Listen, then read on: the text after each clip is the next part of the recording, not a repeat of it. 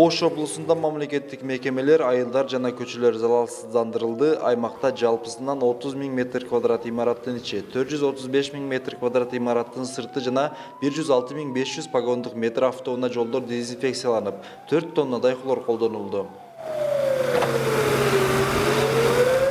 Ал эми Ош шаарында дезинфекциялоо 18 марттан бери уланууда.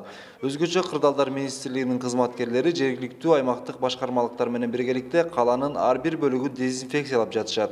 Атап айтып кетсек, Ош шаарынын аймагында имараттардын ичинде 413 790 погонный метр, ал эми имараттардын сыртында 222 425 погонный метр, ал эми жолдордо 400 599 погонный метр иш-чаралар аткарылды. Залалсыздандыруу иштери көп кабаттуу үйлөр, базарлар, көчөлөр, аянтчалар, соода дүкөндөрү жана башка эл көп баруучу жерлерде жүргүзүлгөн.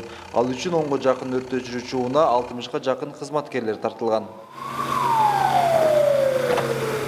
60 кызматкер жөө жүрүү менен голдо вручной дезинфекция кыла турган аппараттар менен Ош шаарынын дондордун арасында, балдар ойночу жайларда, подъездерде менчик түрүнө карабай мекеме ишканаларынын иштерин залалсыздандыруу иш-чараларын жүргүзүп атат.